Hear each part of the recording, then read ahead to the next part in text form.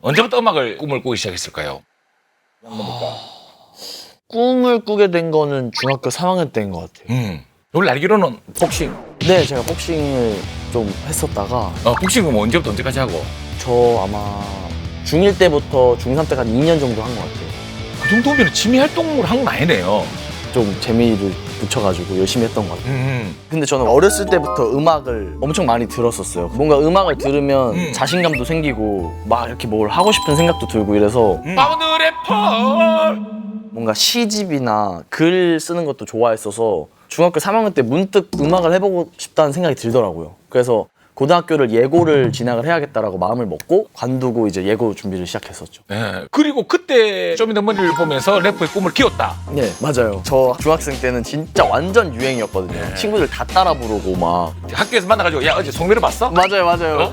그리고 막 킬링 포인트 있으면 따라하고 막 서로. 아버지! 맞아, 맞아.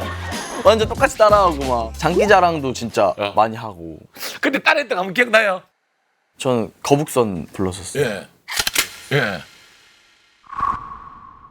우린 거북선, 다른 애들 통통, 그냥 통통 떨어져라 통통 이런 거 하고. 아버지는? 아버지요? 예. 송민호 그때 아버지! 아버지, 민호 형 거는 안 불러. 성민호 보고 있다! 네가 키운 호랑이 새끼! 야, 리틀 타이거! 야, 근데 이제 쇼미더머니 인기가 대단했으니까. 맞아요. 그때 시즌 몇 정도? 그때 3, 4, 5 이때쯤이었을 거예요. 예. 그래서 제가 막 음악 한다 그러니까 친구들이 저한테 야 너는 그럼 쇼미 한 10 정도 나갔을 때쯤에 성공하겠다 막 이런 얘기도 했었거든요 저한테. 진짜로? 진짜로 진짜. 야, 근데 이제 절대 처음부터 잘 된 건 아니에요. 래퍼 고등 래퍼에서 잠깐 이제 얼굴을 비쳤는데 종사가지고 통편지. 네 맞아요. 그리고 쇼미더머니는 그 전에 두 번이나 이제 2차 예선에서 맞아요. 탈락을 하면서 이제 전체 편집. 맞아요. 이 정도면은 2차 예선에 트라우마 같은 게 생길까요? 완전 생겼었어요 저는. 그래서 1차 심사가 목걸이 심사거든요. 네, 그죠? 그 심사는 저는 솔직히 별로 안 떨렸었어요. 그리고 2차만 가면은 제가 너무 힘들어했죠. 그 기다리는 시간 자체를. 예. 트라우마 때문에. 그래도 안 좋았던 기억이 있으니까. 맞아요. 예. 그래서 너무 힘들었어요. 대기 시간이 너무 힘들었어요 저는. 그리고 쇼미10에서 이제 카운트 스타를 가지고. 맞아요. 그 전 시즌들에서는 뭔가 가사들이나 음악 자체가 예. 제 거가 아니었어요. 좀 막 멋있으려고 하고 세 보이려고 하는 가사를 많이 썼는데 그래서 뭔가 떨어졌던 것 같아요. 네. 그래서 그 시즌을 나가면서 저는 생각했던 게 이번에는 그냥 진짜 나대로 해보자였어요. 그냥 나답게 해보자. 할 만큼 다 했으니까. 네네네, 맞아요. 이번에는 그냥 내 자신 믿자. 한 번은. 네. 그래서 그냥 다들 엄청 센 랩 하시고 해도 그냥 기 안 죽고 제 거 해보자 그 마인드였던 것 같아요. 근데 딱 해보면 이제 이거 뭔가 느낌 다른데 기존에 두 분하고는. 그때 근데 저는 사실 그 무대가 기억이 안 나요. 어떻게 한지가 잘 기억이 안 날 정도로 그만큼 긴장을 했었어요 저는. 그때 근데 민호 형이 제 긴장을 진짜 많이 풀어줬어요. 민호 형이 이렇게 저를 보면서 괜찮아 이렇게 해줬거든요 저한테. 예. 그게 저는 너무 힘이 됐거든요. 그때도 송민호는 뭔가 래퍼 민호는 다르던가요? 다르죠. 그냥 나오는 아우라가 좀 달랐던 것 같아요 제가 느끼기에. 예. 저를 아예 발견해준 사람이니까. 그러니까. 그러면은 비오의 롤 모델은 누구일까?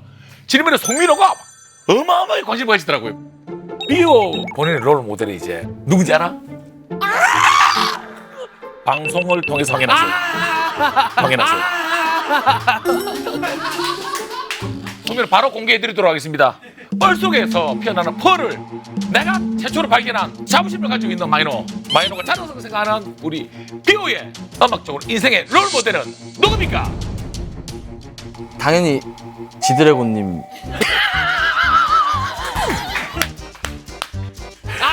미래 들어가. 미래 조금만 더 분발하자. 조금만 더 힘을 내자. 마이너.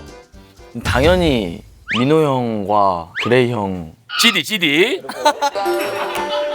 근데 어떤 부분이 이제 일단 본인다운 거를 제일 잘 아는 사람이다라고 생각을 했던 것 같아요. 그분의 모든 그냥 활동 자체를 영감으로 느꼈던 것 같아요.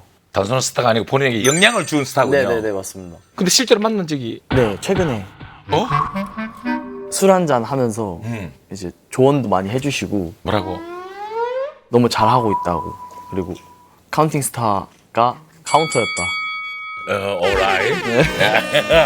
그리고 너무 많은 미움에 신경을 쓰지 말아라 이런 얘기도 해주시고 앞서 경험한 선배로서 저 뭔가 더 와닿았던 것 같아요. 음. 지수님이 말씀해 주셔가지고.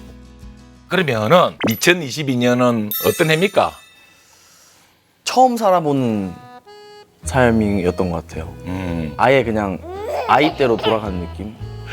제가 이렇게까지 새로운 사람들을 많이 만나는 게 처음이었어요. 새로운 인연을 맺는 게 처음이어서 시행착오가 되게 많았던 것 같아요. 그냥 그래서 너무 아이 같았다는 느낌이었어요. 그 한순간에 감당이 안 되는 큰 사랑을 받으면 네. 사람인지라 그 일단 큰 사랑이나 부담감 네. 있을 수 있을까요? 부담감이 정말 너무 컸었어요. 저는 제 음악을 사랑해 주시는 분들도 많지만 저를 안 좋아하시는 분들도 많이 생긴다는 거를 깨닫고 나서 팬이 많아지는 것만큼 동시에 내가 뭘 그렇게 잘못했지? 이런 생각을 하면서 그거가 조금 힘들었던 것 같아요. 그래서 저는 핸드폰 키면은 명언이 뜨게 해놓은 그 명언 어플이 있더라고요. 오! 저는 그런 걸 보면서 되게 동기부여를 막 얻는 편이어가지고 좋은 글귀 기억에 남는 글귀 있습니까? 프레임의 이동이라는 글이 있었어요. 프레임 이동. 영감이 안 떠오를 때 예. 나를 새로운 환경에 가져다 놔야 새로운 게 떠오르고 만들 수 있다 이런 글을 본 적이 있는데 그렇게 그래서 제가 실제로도 많이 하고 있어요.